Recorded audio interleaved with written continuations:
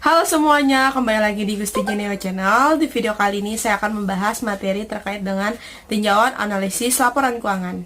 Nggak usah lama-lama, langsung kita simak videonya. Yang pertama ada pengertian analisis laporan keuangan. Analisis laporan keuangan adalah proses menelaah informasi keuangan suatu perusahaan seperti neraca, laporan laba rugi, arus kas, dan perubahan ekuitas untuk menilai kondisi dan kinerja keuangan perusahaan serta prospek bisnis ke depan. Yang kedua, ada tujuan analisis laporan keuangan.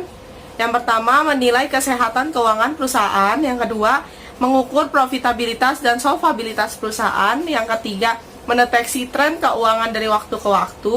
Yang keempat, membandingkan performa perusahaan dengan industri sejenis. Dan yang terakhir adalah membantu dalam perencanaan dan pengambilan keputusan manajerial. Kemudian di sini yang ketiga ada jenis-jenis analisis laporan keuangan, yaitu yang pertama ada analisis horizontal, yaitu membandingkan data laporan keuangan dari dua periode atau lebih untuk mengetahui perubahan atau pertumbuhan nilai akun. Yang kedua ada analisis vertikal, yaitu menampilkan akun-akun dalam laporan keuangan dalam bentuk presentasi terhadap total. Misalnya akun-akun dalam neraca dibandingkan terhadap total aset. Yang ketiga ada analisis rasio keuangan. Analisis yang dilakukan dengan membandingkan berbagai pos dalam laporan keuangan melalui rasio antara lain. Yang pertama rasio likuiditas. Contohnya itu adalah current ratio dan quick ratio.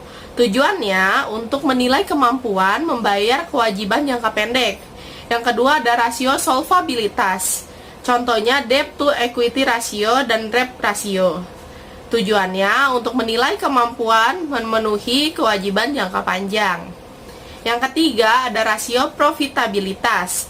Contohnya adalah net profit margin, return on asset, return on equity. Tujuannya untuk menilai kemampuan menghasilkan laba. Dan selanjutnya ada rasio aktivitas. Contohnya adalah inventory turnover dan total asset turnover. Tujuannya untuk menilai efisiensi penggunaan aset. Dan yang terakhir adalah rasio pasar. Contohnya adalah price to earning ratio, earning per share, yang bertujuan untuk menilai kinerja saham, yaitu terutama untuk perusahaan publik.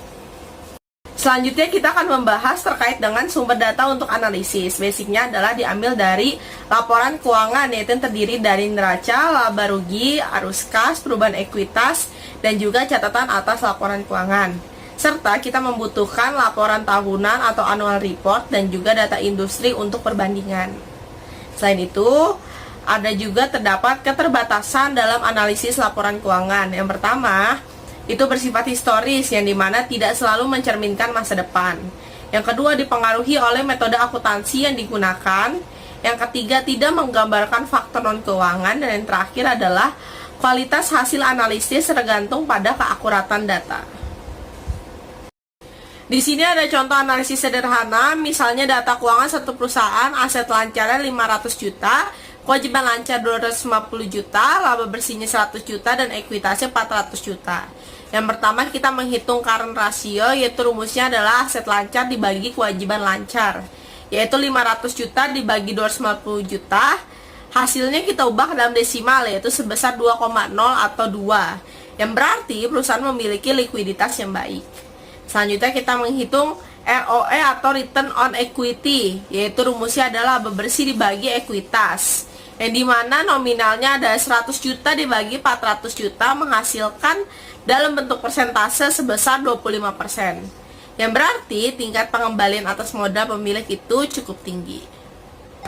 Sekian materi yang dapat saya sampaikan, semoga bermanfaat, dan jangan lupa untuk subscribe, like, komen, share, dan nyalakan loncengnya, dan sampai bertemu di video selanjutnya. Terima kasih.